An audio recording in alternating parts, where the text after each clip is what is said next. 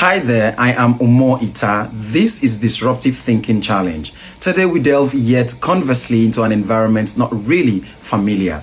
And to do this with me today is my brother and friend, Koko Effiong.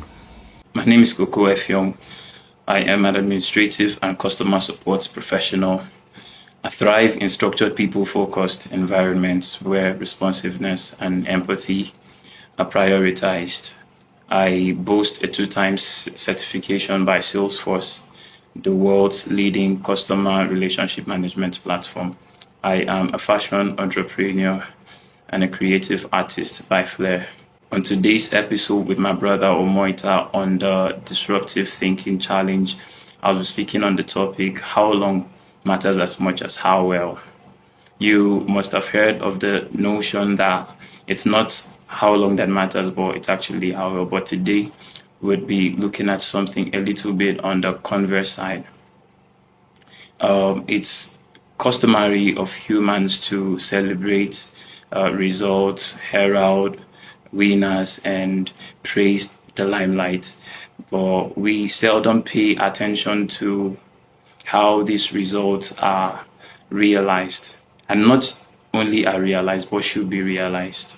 And so, how long speaks about great patience, mastery, discipline over time. In life, we grow down before we ever grow up. And nature has a big lesson there for us, in that every towering tree we can see today was once a seed.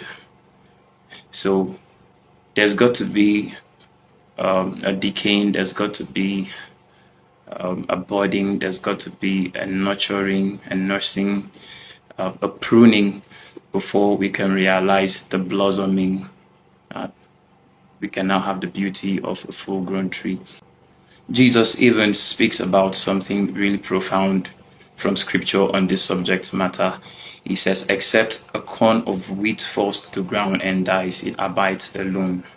But if it actually dies, it bears much more fruits. That's the beauty of how long. In that denial is purpose. In that patience is virtue being formed.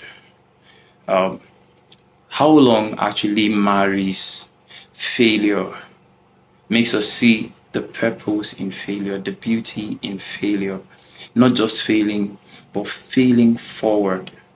All right. So failure actually teaches us way more than success ever will, because when we fail, we pause and we want to ask why. We ask why this happened, but seldom do we do that when we, are on a streak succeeding. We hardly would take those feedbacks as to know, how did we even get here? So failure says, I need to know why this happened. But success says, I'm feeling so fly. This happened. I'd like to tie up this brief session by saying this. There's something way more worse than coming late. And that is arriving too soon. I'm going to take that again. There's something way worse than coming late. And that is arriving too soon. How well may come across to us as all that glitters sometimes, and we already know the answer. It may not always be gold. So let's embrace the beauty in the waiting. Let's embrace the purpose in that patience. Let's embrace the virtues in those denials. All right? Because how long actually does matter. Cheers. Wow, that was a mouthful. Man, that was awesome. Thank you so much, my brother and friend Koko Effiong. What stuck to me was one statement. There is something way worse than coming late. It is coming too soon. Wow, that's mind-blowing. That's otherworldly. Thank you so much, my brother and friend. And thank you so much, you guys, for sticking by up till this moment. I'm going to see you on our next episode of Disruptive Thinking Challenge. Please connect with us on the next episode. For now, goodbye.